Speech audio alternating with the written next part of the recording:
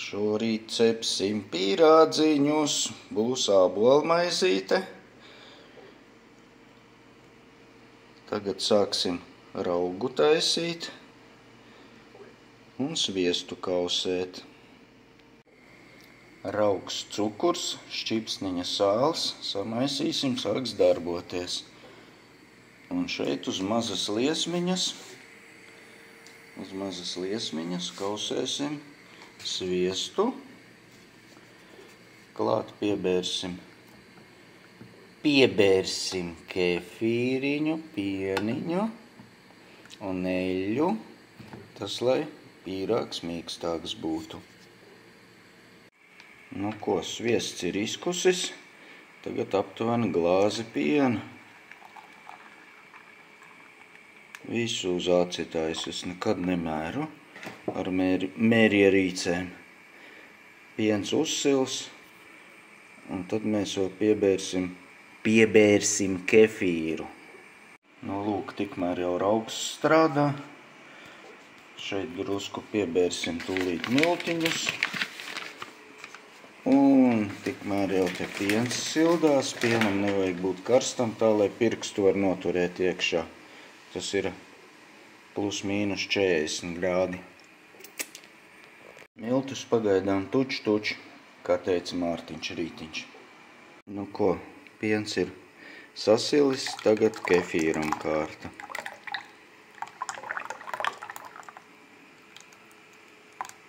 Arī viss uz aci. Savienojam divus komponentus. Šo un šo. Nezinu, kā man te izdosies. O, kaut kas izdevās.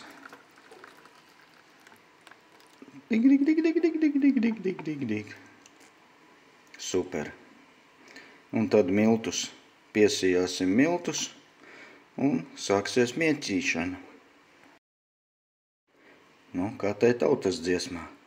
Sijā auzas tautumeita dod manam ikumeļam.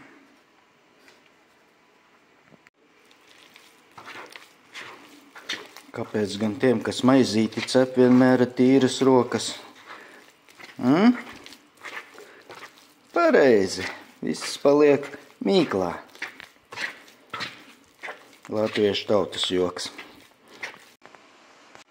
Nu, mīkla vairs pie rokām nelīp. Kārtīgi ir izmīcīta. Tagad drusku šitā sabakstīsim. Miltus drusku uzkaisīs virsū un siltā vietā dvielīti virsū, un lai viņa ceļās augšā. Pēc tam vienreiz atsitīsim viņu atpakaļ, atbakstīsim, lai izrūkst visas trakās rūkšanas skābes un vielas. Un ko? Pīrādziņus sāksim cept un taisīt. Nu, mīkliņi drusku ir uz uguns. Atsēdināsim tagad.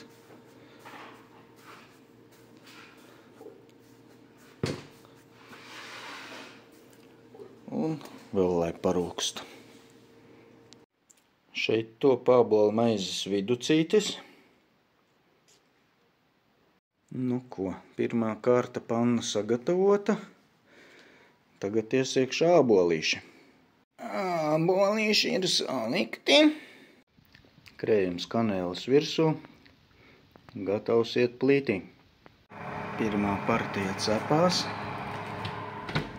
otrā jau ir gatavībā. Nu lūk, šāda ābolmaizīte sanāca šodien.